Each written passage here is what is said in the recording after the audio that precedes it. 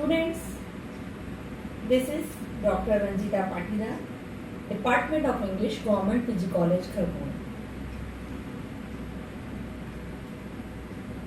I have come today with my video lecture on satire poetry. If you like this video, dear students, share this with your friends, comment, like and subscribe my YouTube channel. In the last lectures, we discussed metaphysical poetry, epic poetry and the romantic movement. Now, I would like to throw some light on satirical poetry. Satire is a literary art of diminishing or derogating a subject by making it ridiculous and evoking towards it attitudes of amusement, scorn, contempt and indignation.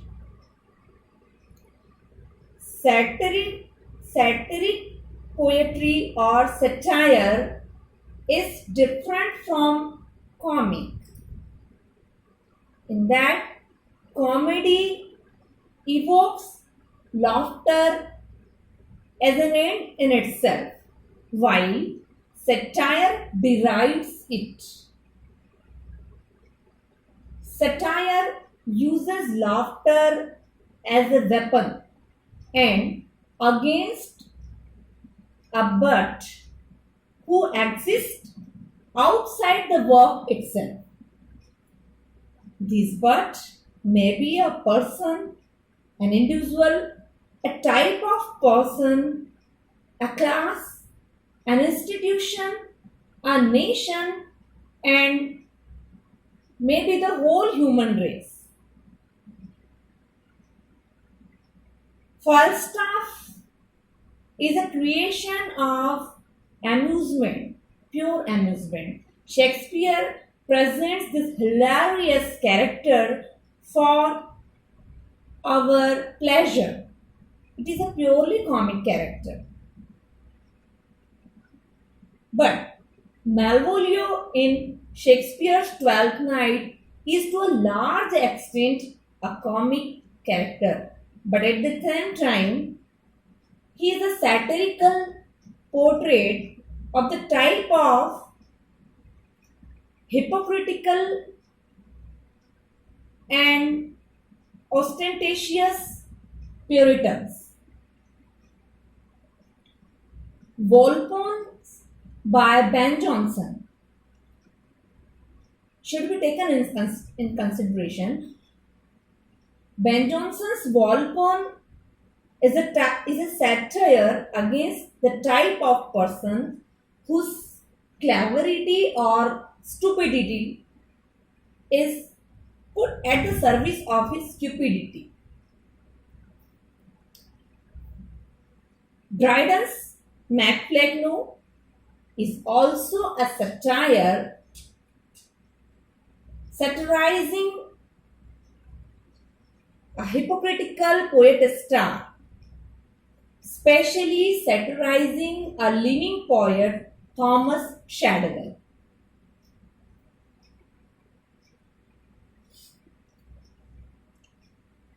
To understand the satirical poetry, we should know its objective also. It may be called a literary art through which poet or writer intends to bring a reformation in society. Satirists justify satire by its corrective use. For example, Alexander Pope, the famous or the greatest poet satirist of 18th century, has remarked that those who are ashamed of nothing are so of being ridiculous. Nevertheless, Pope satirizes the frivolous ways of living of 18th century upper middle class dukes and barons in his The Rape of the Lock. Satire can be classified into two types: formal or direct satire. In formal or direct satire, the satiric voice speaks out in the first person. This may address to the readers or to a character within work itself. This character is called adversarius. This adversarius adds credentiality to the characters, to the satiric speaker's comments. For example, in Alexander Pope's An Epistle to Dr. Arbuthnot, Dr. Arbuthnot is an adversarius.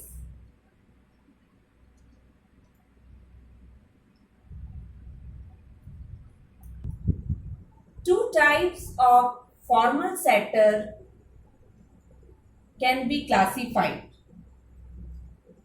These two types are taking their very names from Roman scholars, Roman satirists, Horace and Juvenal. These two types of formal satires are called Horatian satire and Juvenalian satire. In Horatian satire, the persona who is the character representing the satiric voice is a kind of witty, urban and tolerant person whose objective is to arrive amusement, dry amusement. Then that of indignation or contempt on the spectacle of satiric but. In this way, he uses very informal and relaxed language to evoke laughter. There is no harsh contempt in Horatian satire. Pope's moral essays are example of this type of satire. In Horatian's own words, Horace wants to make people laugh out of their own follies and vices. While in Juvenalian satire, the satiric speaker is a serious moralist who condemns bitterly the false hypocrisies and drawbacks of the targeted person, society, nation, or any institution. This type of satire is more pungent. Speaker is not a tolerant man. He openly bears out the silly mistakes of the butt of satire. Dr. Johnson's London and the vanity of human wishes are this type of satires. Now, I would like to throw some light on indirect satire. Indirect satire is a type of satire in which satiric voice does not address the reader in the first person. It is cast in some other literary form, most commonly in a narrative verse. The satirist may adopt any kind of literary narrative to satirize something. In this type of satire, characters themselves are made ridiculous by their obnoxious and hypocritical actions. The satirist comments add to the stupidity of this character. It aids to the satirizing effect.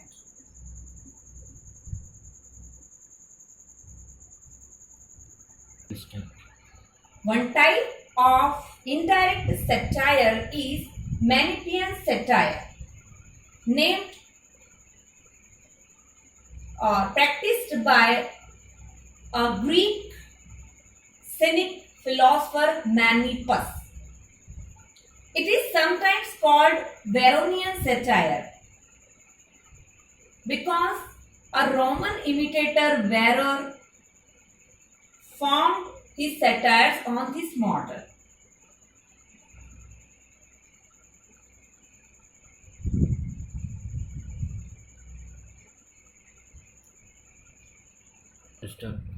In such satires, great scenes of discussions, arguments are created. Thomas Love Peacock's Nightmare Abbey, Voltaire's Candide, Aldous Huxley's Point Counterpoint, and Rabelais' Gargantua Pantagruel are some of the finest examples of Manichaean satire. So this was classification of satire. Now the question comes when satire has been written in its most famous and popular form. Since the Chaucerian age, satire is being written.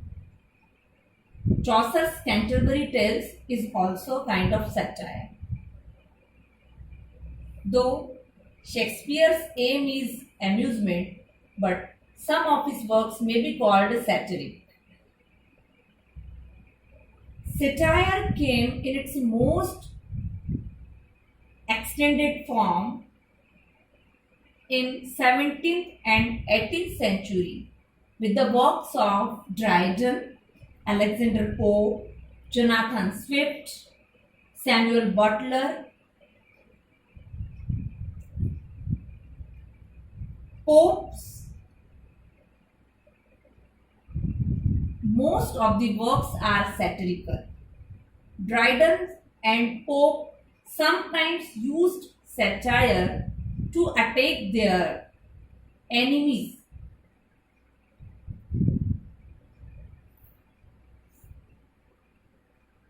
Satire has been written in almost all ages. In modern times, we have T.S. Eliot's The West Wind, which was published in 1922.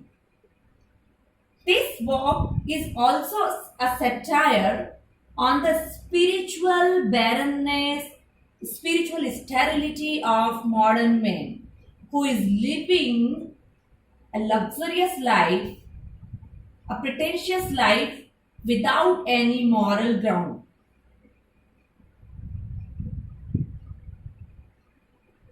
Catch-22 is also a satire. W.H. Auden's poems also may be called satiric poems. So in this way, satire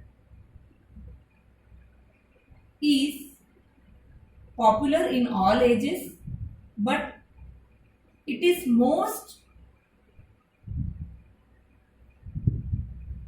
powerfully and most beautifully described in literature in 18th century. In 18th century, Poe and Jonathan Swift may be called the greatest satirist. Pope is poet satirist, while Jonathan Swift may be called a prose satirist. Gulliver's Travels, A Tale of a Tub, A Modest Proposal are some of the finest prose satires by Jonathan Swift. While The Dunciad, The Rape of the Lock are satirical works by Alexander Pope. At the same time, during Restoration Age, John Dryden wrote The Medal, Macflecknoe, Absalom and Achitophel as satirical works. Dryden's Absalom and Achitophel